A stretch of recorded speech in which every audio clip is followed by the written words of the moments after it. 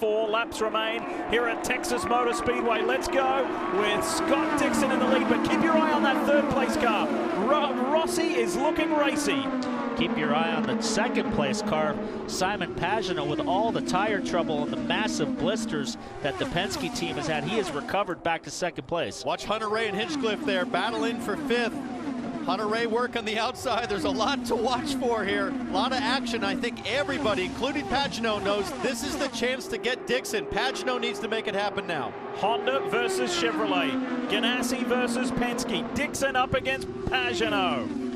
Can he go the distance now from here to the end without having big blisters on the tires? We know he's been fast in the first 10, 15 laps, but he's had tire blistering issues from 15 laps on all race long.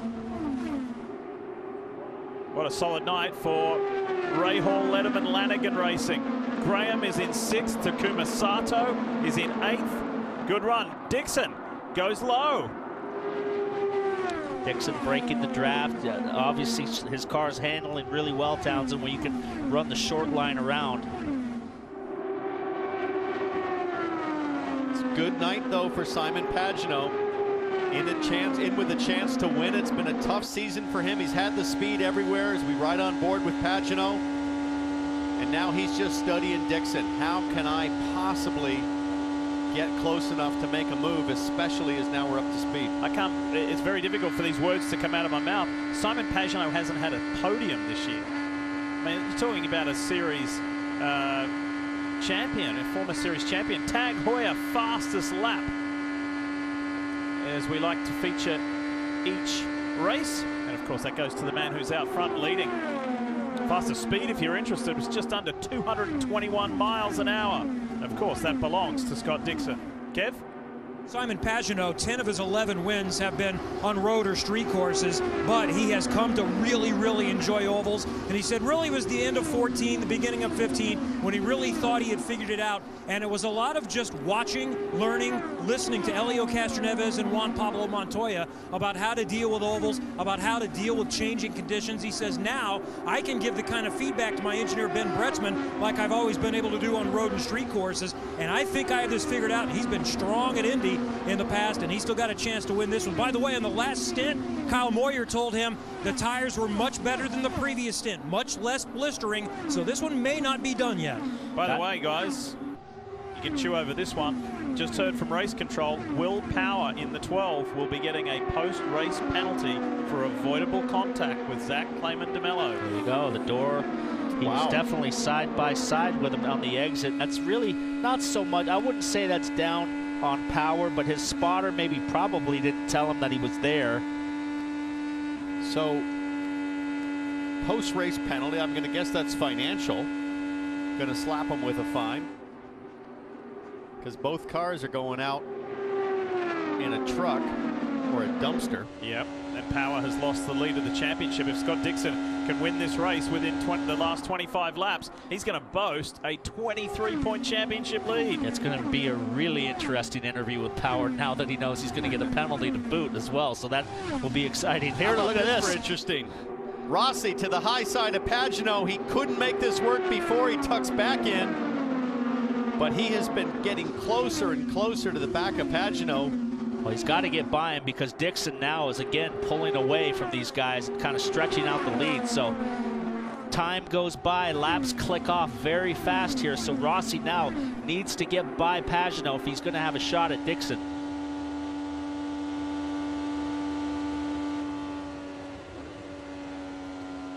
Rossi seems to be able to just hold the car really low in 3 and 4, especially coming off 4 as the lead car, in this case Pagenaud, peels up the track. Rossi's able to kind of hold it low right about here. See how close he gets to the white line? And that allows him to get a run down the front straightaway. But then there's really nothing for him to do because he goes high here and he backs off. When he goes side by side with Pagenaud, when they get to that point, that's going to leave a big giant hole in the air for Hinchcliffe to get a run as well. But here we have this is a drive-through penalty for the reigning series champion Joseph Newgarden for jumping the restart. Race control has been stern tonight, that's for sure. Rossi hounding Pagenaud. Meanwhile, Dixon cruising with a 2-second lead.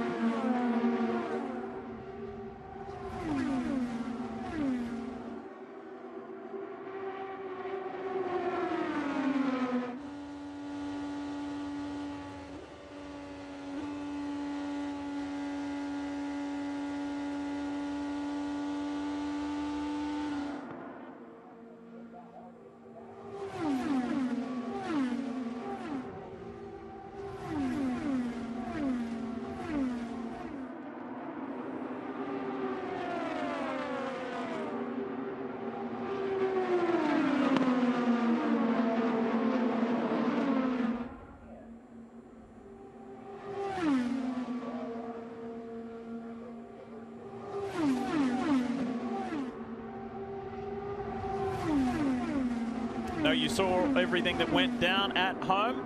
Now we're back, and it's time to bring the action all the way to the checkered flag.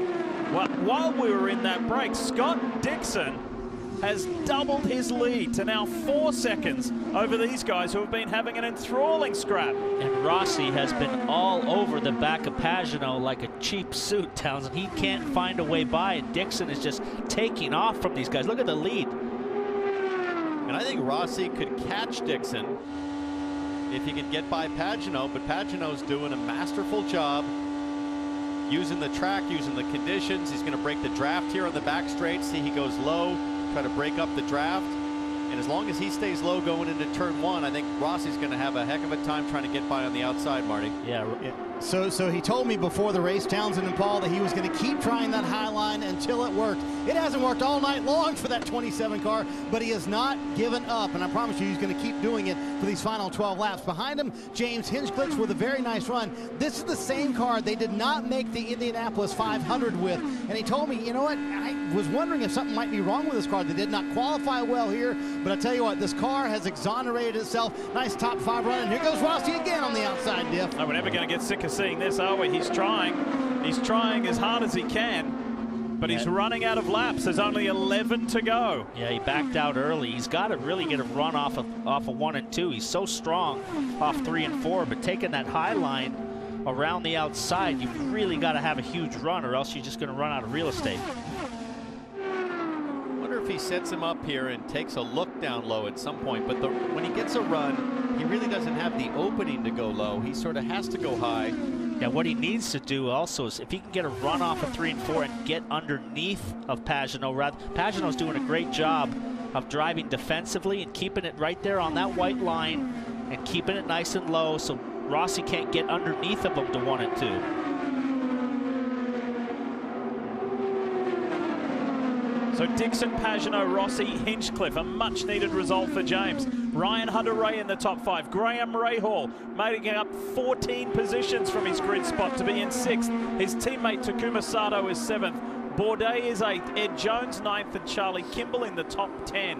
But it is a sea of Hondas in the top 10. And there it seems like Rossi's burned up his front tires a little too much. He's struggling now to stay as close as he was to Pagenaud, as Dixon is just cruising with a 5-second lead. And how do you think Joseph Newgarden feels being back there in 14th, looking at the leader, not fighting the leader, just looking at him?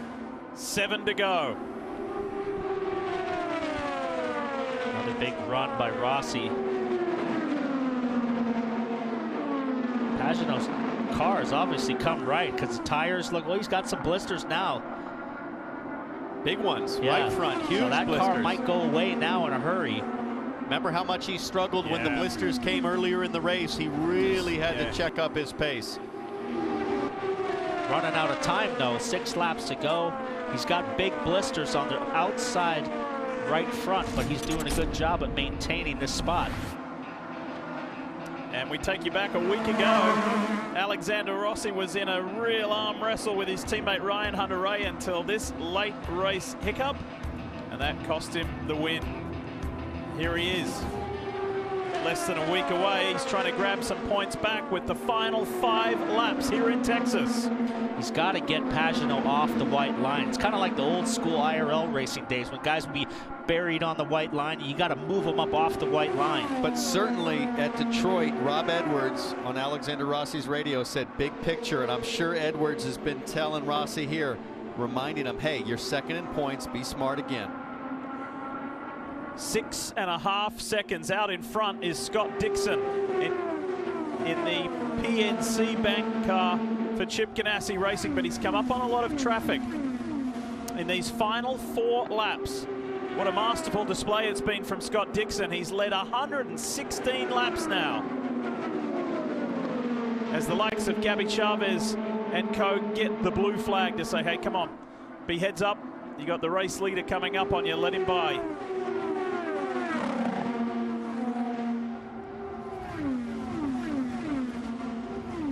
On a day when Justify wins the Triple Crown, Scott Dixon is headed for his 3rd win here at Texas.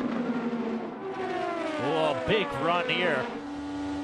Has to back out of it. He doesn't have the grip, Townsend, going into 1. He can't hold it in there wide open. He's got to back off early and throttle it back in. Well, he tried it once on that restart and about threw it away, so I'm sure he's a little bit gun shy, especially now that the dust and the marbles will have built up as we see the white flag for Scott Dixon. 1.5 miles left, that is it. Meanwhile, this scrap for second goes on, and in less than a lap's time, Scott Dixon is going to have a very healthy championship lead. And he's going to win 2 of the last 3 races in the Verizon IndyCar Series.